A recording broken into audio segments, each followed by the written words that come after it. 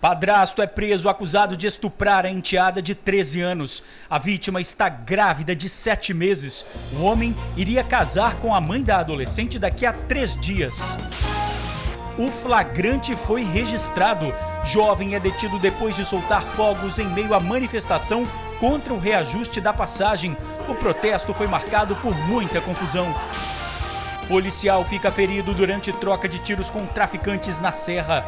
Um dos suspeitos foi baleado e morreu. Sindicalista é detido depois de queimar documentos do Sindrodoviários. Edson Bastos é atual secretário do sindicato. Criança fica ferida ao descer em escada rolante de um shopping. Um descuido e a menina teve o braço puxado pelo equipamento. A solidariedade depois do deslizamento no Morro da Boa Vista. Aqui, desabrigados recebem alimentação, tudo fruto de doações. E a dona Joana também saiu de casa, mas para ajudar. Oração para pedir chuva. A estiagem prejudica o abastecimento. No norte do estado, moradores se reúnem no leito do rio sem água e oram pelo fim da seca. E o que estaria por trás desse sorriso, dessa autoestima tão elevada? A história dessa mulher você conhece daqui a pouco. A gente já volta.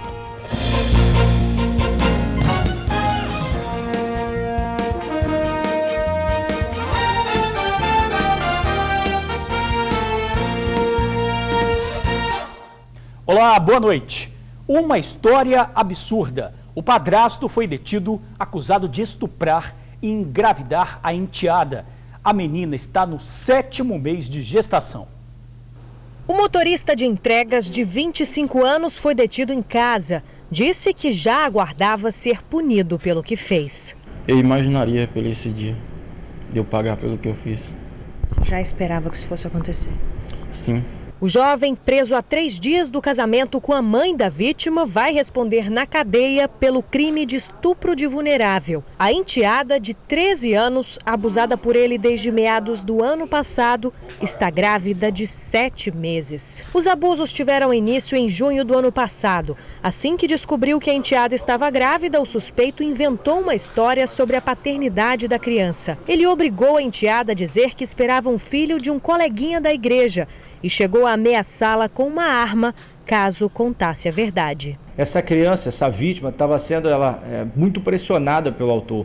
O autor inventou uma história e dizia que ela teria que atribuir a paternidade a um amigo da igreja, a um colega da igreja. Em uma das oportunidades, como forma de pressionar, ele inclusive levou uma arma para dentro de casa e disse para ela que se ela contasse alguma coisa ou fizesse qualquer relato daqueles abusos a qualquer pessoa, ele mataria a mãe e mataria a vítima. A verdadeira versão dessa história, a de que a menina vinha sendo estuprada há meses pelo futuro padrasto e de que é dele o filho que ela espera, só foi descoberta pelo pai da adolescente agora nas férias. Da Bahia, a menina não voltou sozinha. Pai e filha vieram parar direto na delegacia. Após ouvir os envolvidos e submeter a adolescente a exames médicos, o delegado titular da Delegacia de Proteção à Criança e ao Adolescente pediu a prisão do suspeito. Ele não tem dúvidas de que o motorista de entregas seja condenado pela justiça. Ele agora vai aguardar preso pelo julgamento e nós temos a certeza absoluta, até pelos laudos, da condenação. Além disso, ele confessa espontaneamente o crime. O suspeito, que se relacionava com a mãe da vítima há 5 anos, diz ter se arrependido do que fez e pede desculpas à família. Afirma que tudo não passou de um tropeço e que não consegue se imaginar dentro da tragédia familiar protagonizada por ele. Que eles me perdoem e desculpa. Sei que isso não vai trazer a dignidade de volta, mas acredito que Deus vai fazer a justiça do jeito que tem que ser. Com certeza já está fazendo, né, com a sua prisão. Polícia troca tiros com traficantes na Serra e 2 suspeitos são baleados. Um deles morreu no local. Gente na rua, gente na laje, alguns apenas por curiosidade, outros preocupados. Queriam saber se a vítima era alguém conhecido ou da família. O corpo não identificado foi retirado dos fundos desta casa. Estava no quintal. Segundo a perícia, o jovem, que aparentava ter em torno de 25 anos, foi morto com um tiro. A quantidade de policiais no local chamou bastante atenção. Só de viaturas da PM havia umas 5. A informação inicial passada pelos CIODs foi de que houve um confronto entre policiais e suspeitos. Durante a suposta troca de tiros, um traficante foi morto e um militar acabou ferido. O policial foi socorrido e levado para um hospital. O confronto aconteceu na rua Leopoldina, no bairro Nova Carapina 1, na Serra. Este carro com placa de Pinheiros, abandonado nas proximidades do local, foi recolhido e levado para a divisão de homicídios. O suspeito ferido foi encaminhado para o Hospital Jaime dos Santos Neves, na Serra. A assessoria da PM informou que não houve policiais feridos no confronto. O protesto contra o aumento da passagem do Transcol foi marcado por confusão no centro de Vitória. Um jovem chegou a ser detido por soltar fogos de artifício no meio da manifestação. Cerca de 60 pessoas, representantes de organizações estudantis e comunitárias, participaram da manifestação contra o reajuste da passagem do sistema Transcol. A tarifa básica teve aumento de 30 centavos. O protesto pacífico, que teve início às 6 da manhã, acabou em correria e confusão. Polícia fascista! Polícia fascista! Polícia fascista! Várias pessoas tentaram impedir que o manifestante detido pela Guarda Municipal de Vitória fosse levado para a delegacia. Um homem acabou atingido pelo disparo de uma arma de choque utilizada por um dos agentes da Guarda Municipal para abrir passagem para a viatura. Ele foi e botou choque na gente e levou o nosso menino quando ele estava longe da gente. É o menino portuário, Marcelo. Eles levaram aqui, ó, um monte de covarde. O arquivista de 45 anos foi trazido aqui para a Delegacia de Crimes contra o Patrimônio, juntamente com imagens de monitoramento da Guarda Municipal, que flagraram o momento em que ele soltava rojões em direção ao Palácio Anchieta e também à região habitada do centro de Vitória. As imagens foram analisadas pela polícia e o manifestante liberado. O arquivista era um dos manifestantes que faziam uso de fogos de artifício durante o protesto. Nas imagens, vários deles aparecem soltando os artefatos em direção ao mar, até mesmo por orientação dos policiais de trânsito que acompanhavam a manifestação. Em um dado momento, o arquivista procura um local sem movimentação e dispara em direção ao Palácio Anchieta. O delegado, que assumiu o caso, entendeu que não houve por parte do manifestante a intenção de ferir ninguém. A gente teve acesso a imagens também disponibilizadas pela Guarda Municipal e a gente verificou que os fogos que ele soltou não foi em direção a ninguém, não era com a intenção de ferir qualquer pessoa, mas de toda forma foi soltado em direção a prédios habitados e a ruas povoadas, e então isso poderia causar algum tipo de perigo. E aí então a gente lavrou um termo circunstanciado de exposição a perigo e ele foi feito exames nele e ele foi liberado. A Seturb alega que gastos com combustível, energia e pneus aumentaram muito e o reajuste era necessário para manter o padrão de atendimento. Criança fica ferida depois de ter o braço puxado por escada rolante de um shopping. Em período de férias, o alerta é para que os pais fiquem mais atentos na hora de usar o equipamento. Melissa e os pais estavam passeando em um shopping em Vila Velha quando a pequena acabou machucando o braço. O ferimento foi resultado de um simples descuido ao descer a escada rolante. A Melissa estava descendo a escada rolante acompanhada do pai e com a mão esquerda apoiada no corrimão.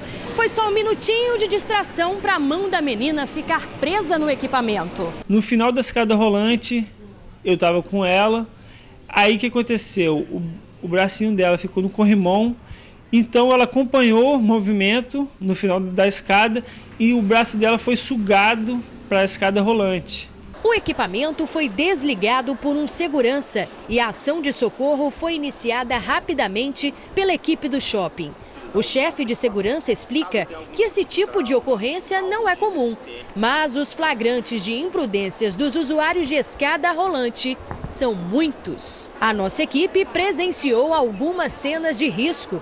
A Lilian, por exemplo, disse que normalmente fiscaliza o filho, mas que às vezes a distração acontece. Como eu estou preocupada, eu tenho que voltar para o trabalho, eu me dispersei um pouco, mas normalmente eu fico com ele agarrado na mão mesmo.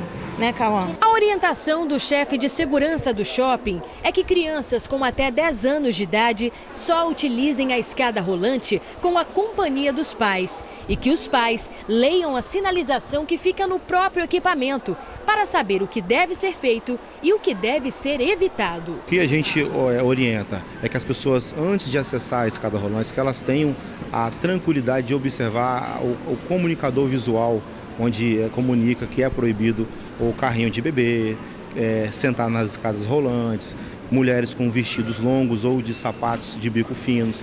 Então, o que a gente orienta sempre é que as pessoas se atentem, e mais uma vez, que principalmente as pessoas que tenham condições de utilizar outras alternativas que utilizem. O nosso equipamento, o sistema é um equipamento seguro, porém, assim como qualquer outro equipamento, tem também as precauções e que as pessoas devem se atentar a esses comunicados. Caso ocorra o acidente, o primeiro passo é desligar a escada rolante. O botão fica no início e no final da escada e pode ser desligado por qualquer pessoa.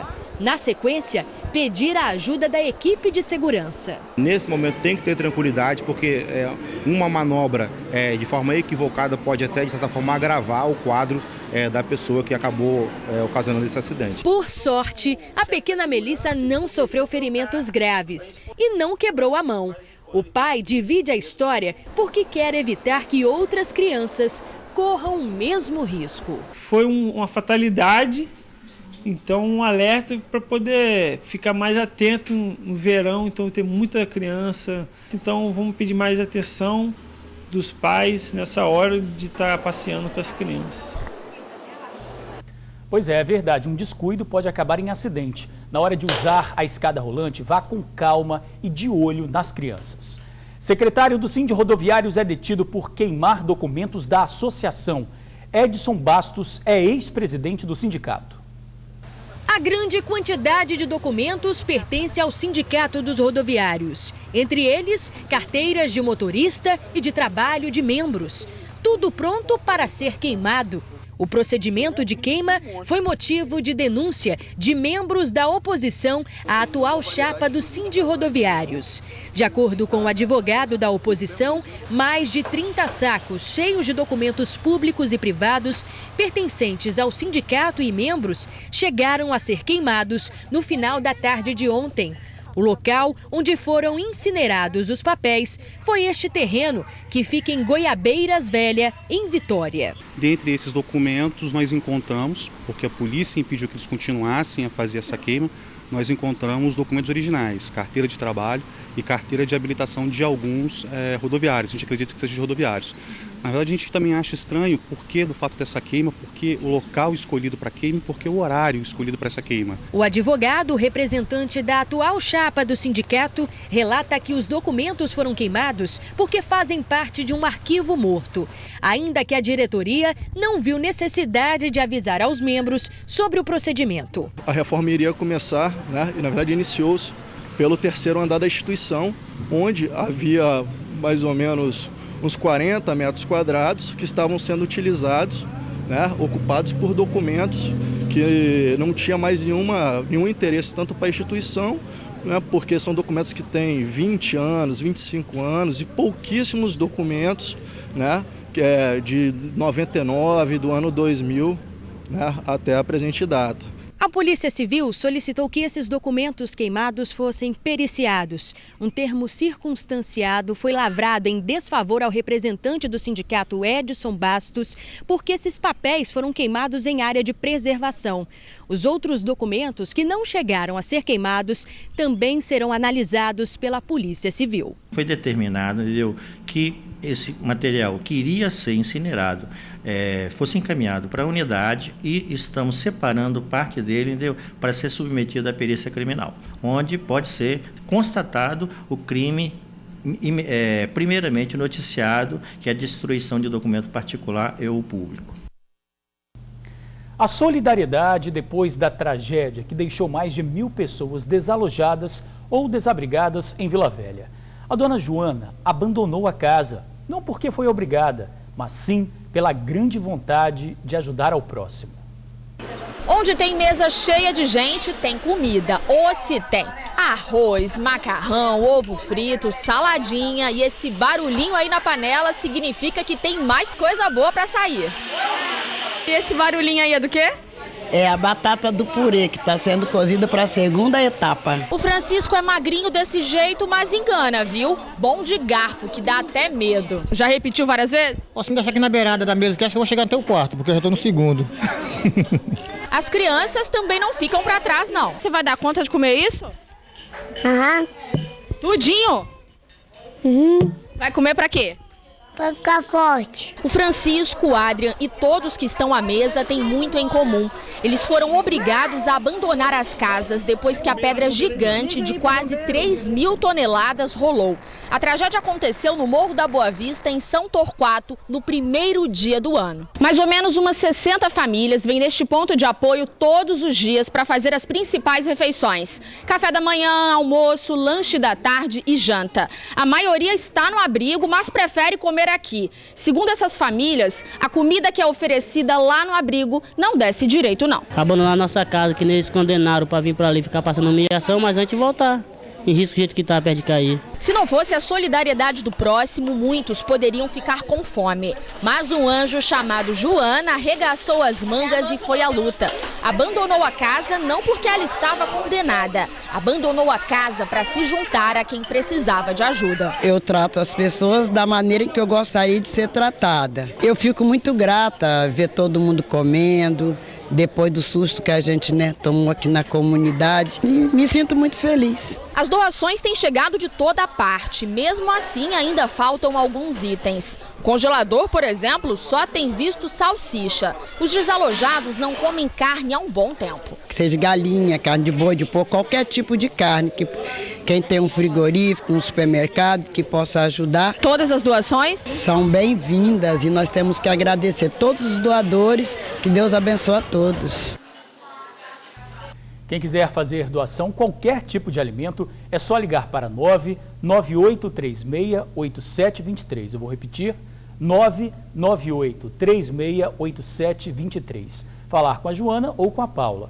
A Prefeitura informou que os abrigados recebem ao longo do dia 5 refeições. O cardápio é elaborado e supervisionado por uma equipe de nutricionistas. Para este ano, o Instituto Nacional do Câncer estima 600 mil novos casos da doença em todo o Brasil. Durante o tratamento, é comum a queda de cabelo. Para muitas pessoas, um momento difícil, já numa situação de fragilidade, e toda ajuda é bem-vinda. Loiras e morenas têm perucas de diferentes estilos, tamanhos e cores. Estas foram feitas pelo cabeleireiro Dirceu Paigel. Ele juntou 16 delas e doou para este hospital em Vila Velha. Nós temos essa parceria com o Evangélico há alguns anos e trazemos as perucas para estar atendendo esses pacientes quimioterápicos carentes do SUS que não têm condições nem acesso a essas peças. Uma delas já foi direto para a cabeça da dona Elzira. Olha ela aí. Toda bonitona, com cabelo novo, Elzira descobriu um câncer no pulmão há um mês. Este é o segundo tratamento que ela faz. Como o cabelo começou a cair, ela, que é vaidosa, ficou preocupada. Tem muitos dias que eu não pintava. Aí minha filha falou assim, mãe, tem que pintar. Vou pintar, não fazer o tratamento. Ele vai cair mesmo. Por que eu vou gastar dinheiro? E você se preocupava bastante, então, com esse seu visual? Muito. E aí depois, quando você soube que ia fazer o tratamento, que ele ia cair, o que você pensou? Eu pensei assim, vou ficar careca, mas o importante é Deus me curar. Mas agora, com o novo visual, a Elzira já está com outro ânimo. Mesmo durante uma sessão de quimioterapia, a peruca levantou o astral dela. É um processo natural. O paciente começa a quimioterapia e com o tempo o cabelo cai. E ficar careca pode afetar a autoestima da pessoa.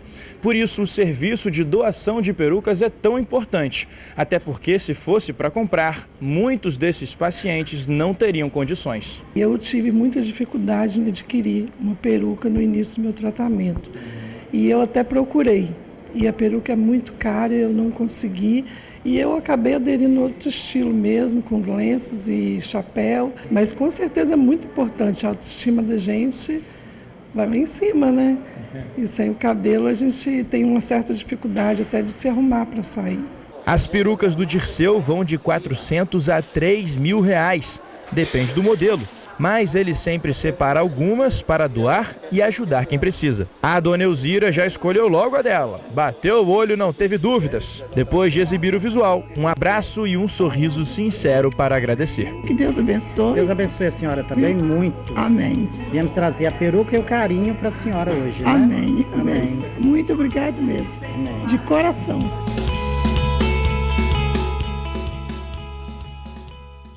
Que belo gesto, né? E a seguir, fé. No interior do estado, orações à beira de um rio é um pedido de chuva. A gente já volta.